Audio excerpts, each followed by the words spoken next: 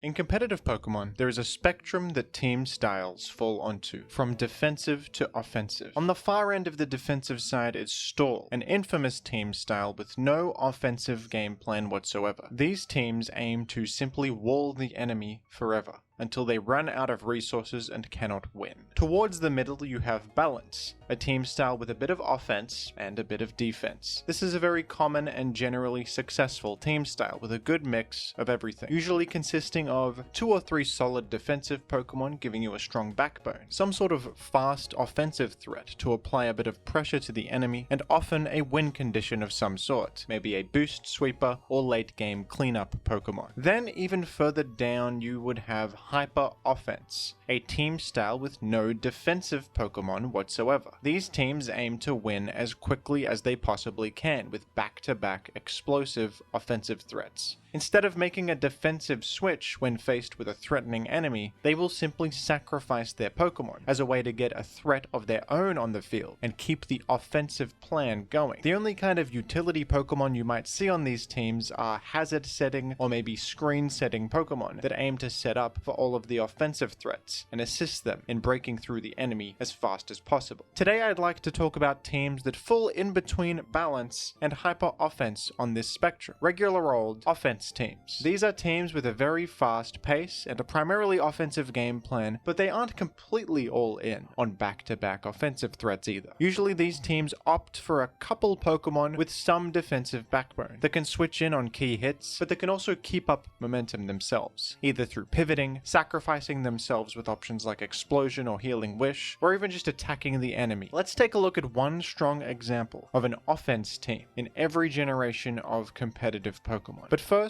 a quick thank you to all new subscribers on my most recent upload. These 117 new subscribers have been stored in my subscriber vault to be converted into horsepower at a later date. Concealing the amount of net horsepower we have on hand is going to be a smart tactic for a competitive advantage, which will assist Macago in the Horse Council Civil War. Subscribe to the channel so that we can add to our reserves and ensure victory on the battlefield. Thank you. So in Gen 1, I don't know if the normal team archetype concepts even really apply because the metagame is so restrictive and the options are so limited. And most teams will have these 3 on them: Chansey, Snorlax, Tauros. And so most teams will fall under the Balance umbrella. But I guess where certain Gen 1 teams are more offensive than others is the options that you choose on certain Pokemon and the few choices you do have in terms of Pokemon slots. I think this would be an example of a pretty aggressively paced Generation 1 OU team. Notably, the Gengar with Hypnosis and Explosion is a very aggressive way to open a game, putting something to sleep and having this option to trade down and speed things up. Exeggutor is also one of the most aggressive Pokemon in Generation 1, with also having both Sleep and Explosion. It can seem like some overlap to have 2 Sleep users on the same team, but I think it's fine here. Hypnosis is a bit less consistent. You often eliminate the slept Pokemon. Cloyster also has Explosion on it, and I think the most noteworthy part of all is that Snorlax has Self-Destruct on it. Usually on Gen 1 teams, Snorlax will fill the role of kind of a wall, or a bulky attacker that aims to stick around for a long time, with options like Rest and Reflect to enhance its bulk against enemy Snorlax or Tauros, but this Snorlax set doesn't have Reflect for that defensive boost, and it doesn't have Rest for any kind of healing whatsoever. So this Snorlax is kind of emblematic of what you see on offensive teams. It's a good defensive Pokemon that can switch in, but it doesn't aim to stick around. It aims to keep up the pressure, either by clicking moves like Body Slam, Earthquake, or the occasional Hyper Beam when that opportunity arises, or just exploding outright. So this is an example of a very fast-paced Gen 1 team relative to most Gen 1 teams, with multiple Sleep and Explosion users and a Snorlax without any longevity to its name whatsoever. The Chansey is always going to be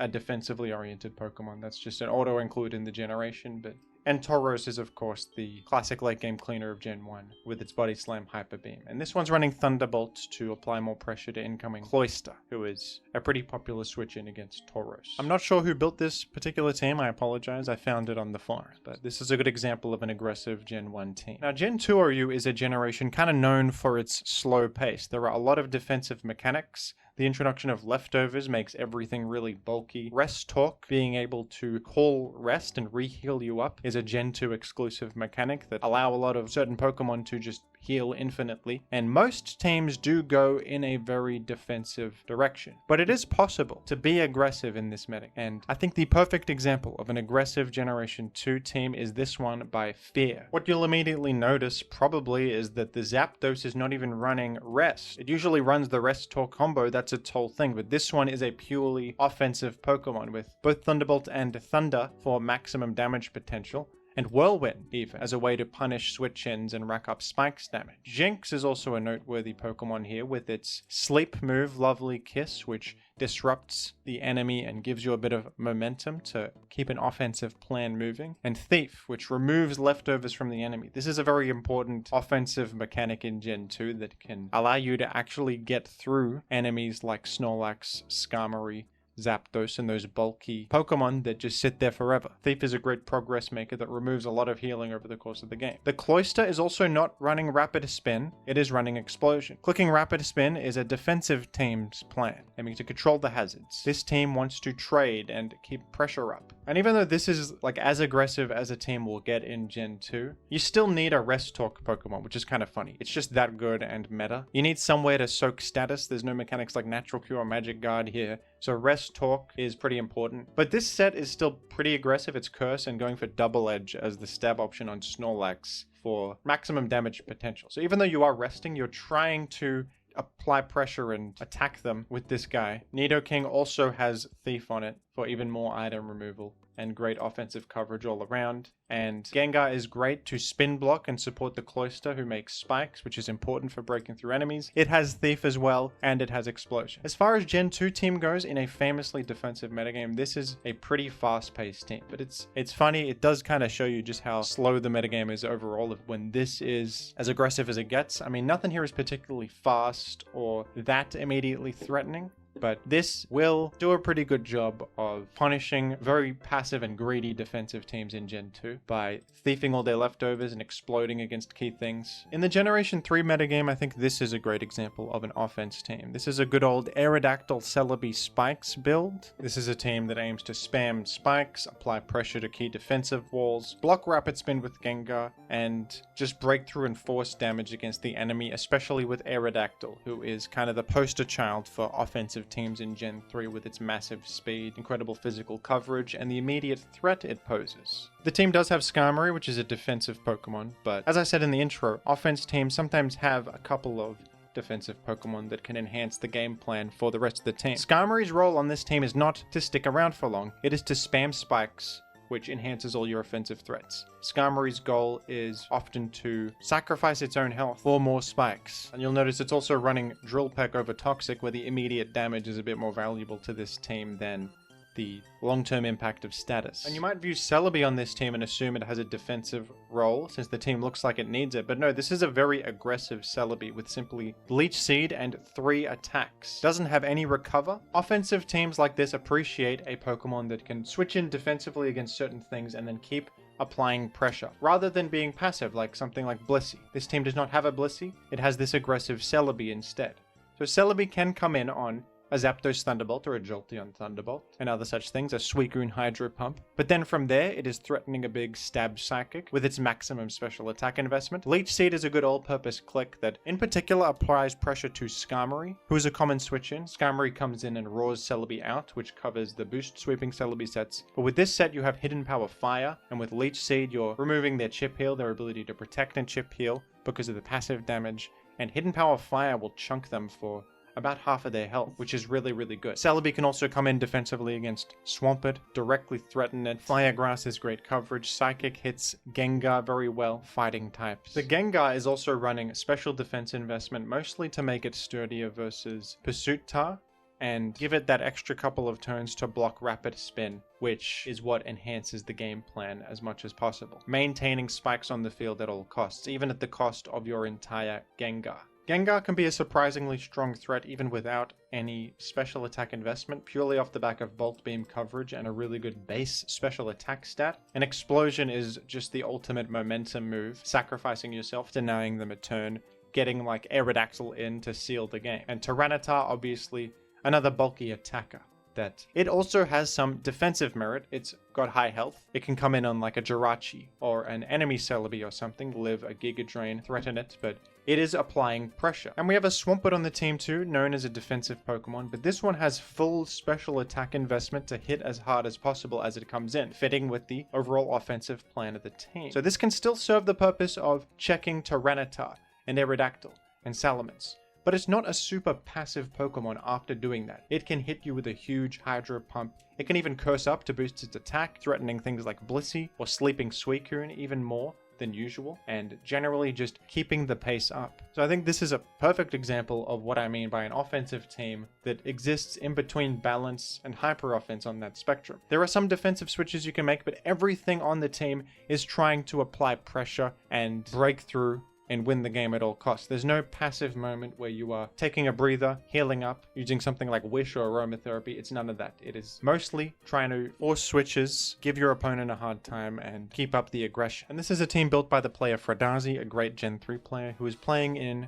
our invitational tournament over on the Revival Tournaments channel. If you're interested in seeing him in action, he'll be playing his set soon. This is a team built by the player Crayon Pop, that I think is a good example of a Gen 4 OU offense team. And Gen 4 OU is a great home for offense teams. They really thrive in this metagame, where Stealth Rock is newly introduced, which is a great offensive mechanic and a great thing to try and set in your lead slot. This team goes in a different direction. We don't have a hazard setting lead, we just have a Dragonite aiming to click Dragon Dance on the first turn and just jam Outrage into everything, creating holes in the enemy team to exploit further. We have this very aggressive Gengar, which is a sleep switch in, so it can come in on sleep and then sleep talk for any one of these great offensive options. Has Explosion, which is a great momentum tool as we established, and the good old Ghost Fighting coverage combination. There's a Dragon Dance Tyranitar, another boost sweeper, but there are some guys who can defensively switch in. Most notable is Bronzong, I think, who is really bulky. It has Levitate, a Steel Psychic typing. If something is, for example, threatening your Gengar, you can make a defensive switch to Bronzong and probably wall it. This has HP investment, a bit of defensive and special defensive investment too, and it can create Stealth Rock on the field. So this is the team's Stealth Rock setup. But take a look at the item, Kustap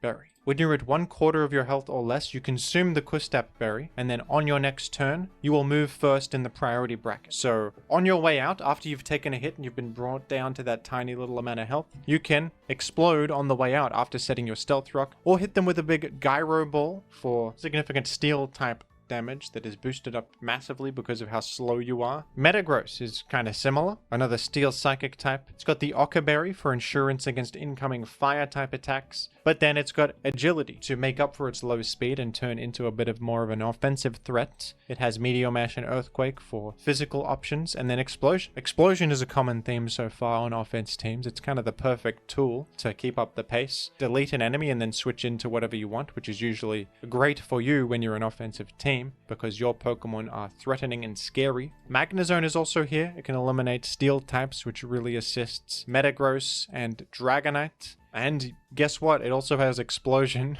There really is a common theme. However, in Gen 5 onwards, Explosion would be nerfed, so it was less commonly seen on offensive teams. Gen 4 and prior, it is an absolute staple, but from Gen 5 onwards, it is pretty scarcely seen. What you do see are offensive tools like pivoting coming more into the fray. And this is a good example of an offensive Gen 5 team that was actually sent to me by Mad Dog, a Gen 5 OU player and a fellow Australian. I don't know if he built the team or it was somebody else. I really enjoy this one. It is a sand-based offense team with a Choice Band Breloom, which is a very threatening Pokemon. It has a Technician boost on Bullet Seed, which can achieve enormous damage, as can Mach Punch and Low Sweep. A great Wall Breaker. Landorus Therian is a fantastic Pokemon to have on this kind of team style, because it can come in defensively a few times with its great typing and Intimidate to weaken attack, and it's a pretty solid bulk. But then it can keep pressure up. This one has a Choice Scarf on, so it's outrunning stuff. Can check like Dragonite, Dragon Dance sets with HP Ice, and Garchomp and threats like that. But also, it deals pretty significant damage too. Has a high base attack, big Earthquake, and most importantly, U-turn for pivoting. You can bring this in, you're faster than the enemy, you pivot out. You're either doing pretty good damage to whatever's in your face, and then going to whatever you want, or finding an opportunity to get this Breloom in. If they ever switch into something that's slower than Breloom or threatened by it, In comes the big Breloom with a choice band to click button, get a huge hit in, and just break the enemy down. This would be a prevailing concept for offensive teams moving forward, is this pivot to a breaker type strategy, and Rotom Wash enhances this too. Another defensive guy, but one that can generate momentum because of Volt Switch. And this is a Heatran that is very aggressive, with max speed and full special attack investment here. This is a Pokemon that can be teched to be more defensive, but this one is going all in. It has Air Balloon too, which is an item with short-term value. Grants a temporary ground immunity, and if you're hit by any attack, it pops, getting rid of that ground immunity. But Heatran can use this to come in once or twice against something like a Landorus, Therian, or Garchomp and threaten them with this big hidden power Ice. So this team doesn't really have anything that heals up or aims to stick around long term. Every defensive switch that you have serves the offensive game plan. Pivot back into Breloom. Heatran, apply pressure with hidden power Ice against the ground types.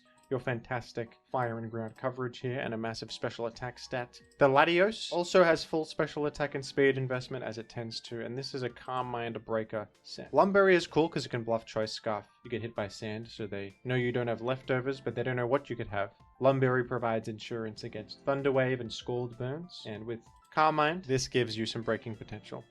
This is one of my favorite Gen 5 OU teams. Shout out to Mad Dog who sent me this one. And this Gen 6 OU team has a bit of a similar style going on. This is a team built by the players Persephone, Amir, and Season, so shout out to you for building this one. This, once again, has a couple of pretty sturdy defensive pivots where their main purpose is to get nice entry points into your breakers. And we've got a few breakers here. Mega Metagross being the primary one. This is a monster in Gen 6 OU, one of the most powerful Pokemon. Tough Claws grants bonus physical damage to your attacks, and with an enormous 145 base attack and actually really high speed, way higher than regular old Metagross. This is a really strong Pokemon, even as a priority option. A fantastic break. Superior has that snowball potential with Leaf Storm, which, because of the ability Contrary, instead of lowering your special attack by 2, it will raise your special attack. So Superior is a great snowball Pokemon, becoming more and more powerful every time it uses this massive 130 power grass type special attack. Volcanion is the other breaker here, and a pretty bulky attacker this guy is, with Water Absorb allowing some opportunity for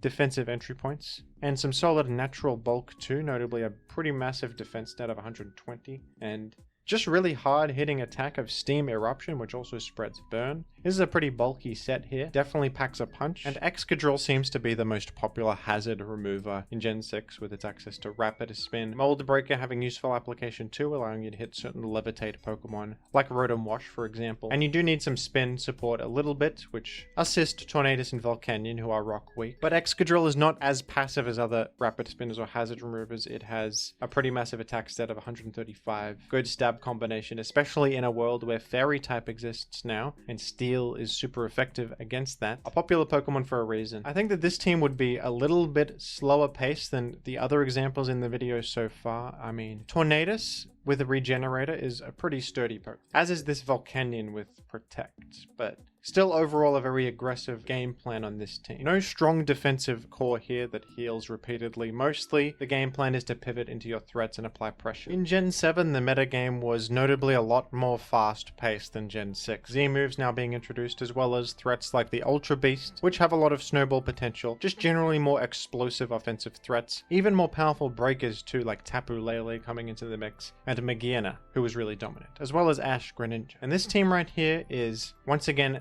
building around the concept of solid pivots that can get your powerful threats onto the field. This Landorus Therian right here is a very aggressive one. Doesn't have U-turn or Defog or any of the defensive options. It is going with a Swords Dance and Flynium Z set for breaking through and eliminating enemy walls with the huge flying type damage. 3 generations in a row now of Rotom Wash being a great fit on this archetype. It was kind of made for this, with its great defensive typing, Levitate, giving up great entry points, and then Volt Switch just being the perfect move to grant free entry points for your offensive. In Gen 7, they often ran Ayapapa Berry, which gives you a big 1 per game consumable heal, allowing you to get a little bit more value out of this without having to spend a turn actually clicking a healing move like Pain Split. So that was quite common back then. And the Magearna is also a defensive pivot. It's running an Assault Vest for better special bulk. This was a really good choice against Ash Greninja in the metagame and also has Volt Switch. What's nice about Rotom and Magearna is that they both have good options to hit things that would come in on Volt Switch and try to block it with Electric Immunity. Hydro Pump hits ground types, Will-O-Wisp cripples most ground types. Magearna has Floor Cannon for a huge Fairy type nuke, which can snipe like an incoming Garchomp. Ice Beam also just deals super effective damage to ground types. So they both have great tools to hit the things that don't let you pivot with Volt Switch. And then once you Volt Switch, it's your picking mate. You've got Mega Metacham as the team's primary breaker, who gets pure power to double its attack. Just hits absurdly hard with High Jump Kick and Zen Headbutt. Fake Out as well for a priority option and giving you that free space to Mega Evolve, because you can just flinch the thing. You can pivot repeatedly into Mega Metacham and keep faking out against faster threats as well, and the damage will add up and eventually break them down. That can be a game plan. Volcarona with Quiver Dance is extremely hard hitting. They often run Z-Move in Gen 7, but this one's just running a Berry. I think you get brought into Berry range from Stealth Rock and a Slight Breeze, so that's good to have that extra heal, which really fits with the offensive plan. And Kartana is a bit of speed control with the Choice Scarf, and it can be a late game snowball guy because of Beast Boost, granting you an attack boost on every KO. This was an extremely common Pokemon in Gen 7, and a great fit here for the cleanup. Once these guys have all brought everything down into pretty low health, Kartana comes in and finishes the job. And this Gen 8 team has a very similar vibe. This is won by Empo. We've got the new threat Urshifu Rapid Strike available, who was a great breaker with Choice Band, who synergizes very well with defensive pivots. We've got the Rotom, once again, the classic. Rotom Wash is actually UU ranked in Gen 8, not that commonly seen, but still serves this sort of team very well, proving to be an asset on this particular style repeatedly throughout history here. Landorus Therian is a no-brainer as well with its access to U-turn. This one opting for a more defensive set than the previous Choice Scarf and Flynium Z options on the previous teams, but its main purpose is still for that momentum of U-turn to get your threats in. Tapu Lele is here with a Choice Scarf on, a bit of speed control, hits extremely hard with the Psychic Surge buff, has fantastic offensive stats, and sometimes also shields you from priority because of the Psychic Terrain effect, which can be useful. Future Sight is also a little bit of a wall-breaking tactic, is a move that has a massive base power, but it hits 2 turns after being used, so that's a good option sometimes if you just want to deal a lot of damage and put them under pressure, make it a bit awkward for them to switch around. And Kartana's back here. It's running Protective Pads, probably as a form of counterplay against Static and Rocky Helmet and effects like that that punish you on contact. That's a common way to answer Kartana, is with Static Zapdos and like Rocky Helmet's Tornadus Therian and Pokemon like this, so Protective Pad, not a bad choice. And this one with the Swords Dance Breaker set. And this Heatran is not too far off that one that we saw back in Gen 5. This one with Magma Storm and Taunt combo, which can be good against defensive Pokemon coming in trying to heal against you. You can trap them, taunt them, and then just break them down with more Magma Storms or just Earth Powers. Also a Stealth Rock setter, which enhances offense, making it harder to switch in. So once again, built around these pivots that try to gain entry points for offensive threats. And on most turns of the game, you are trying to apply pressure to the enemy, attack them, and break them down. With a team like this is much more aggressive than what you commonly see in Gen 8 with, regenerator Pokemon and safe pivots and heavy duty boots teams. Gen 8 OU definitely got a lot more defensive in many ways, but this is a pretty aggressive team for Gen 8 OU.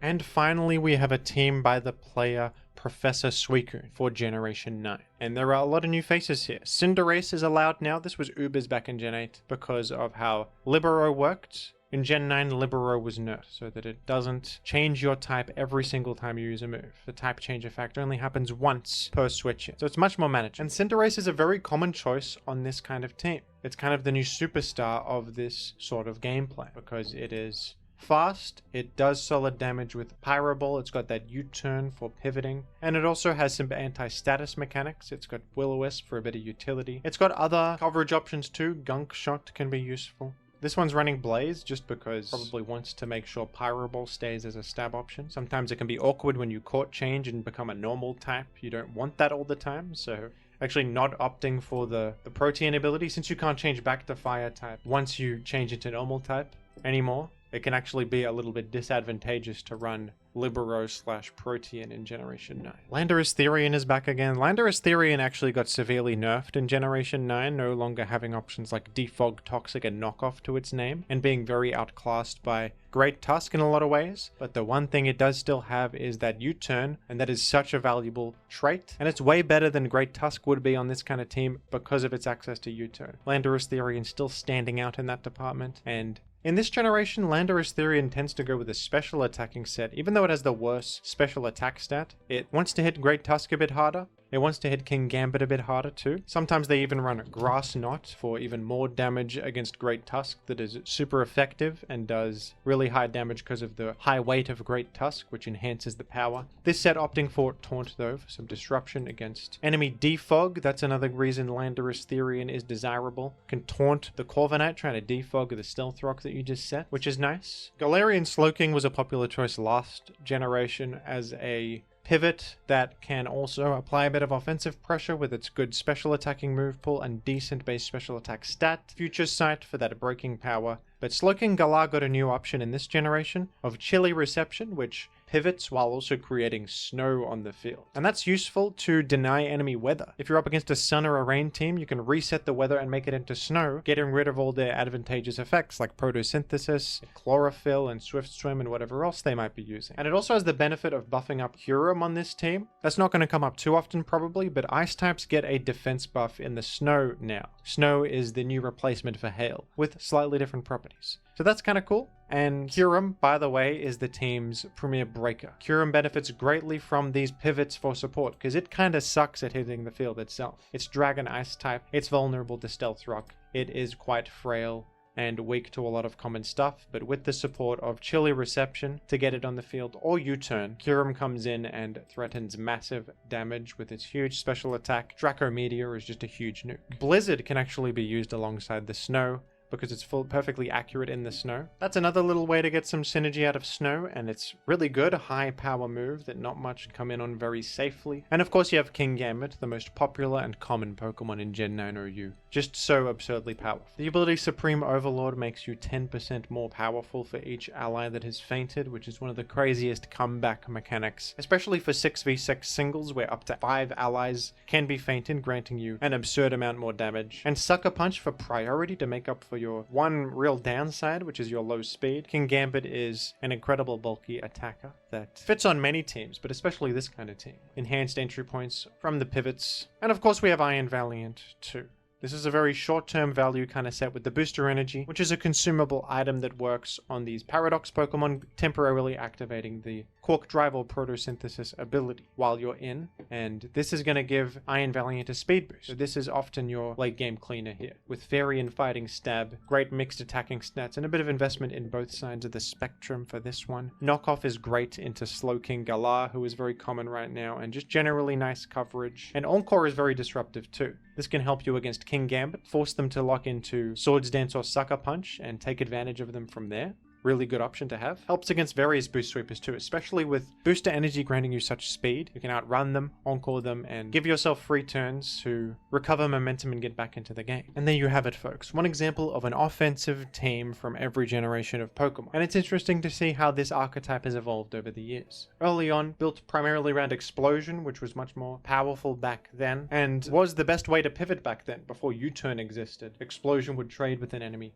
allow you to switch into whatever you want, which was perfect for this style of team. And then from Gen 5 onwards, we saw a shift to more pivoting-based defensive Pokemon with not much longevity, but Pokemon that exist to serve offensive threats and get them on the field safe. This is a very consistent and powerful way to build aggressive teams, and it's been very popular in Gen 9 especially. This video topic was the winner of a poll over on my Patreon. Thank you to everybody who voted and suggested topics, and congratulations to Trash Boat for having the winning suggestion this time. What is your favorite offensive team that you've used competitive Pokemon, folks? Let me know down below in the comments, and thank you for watching.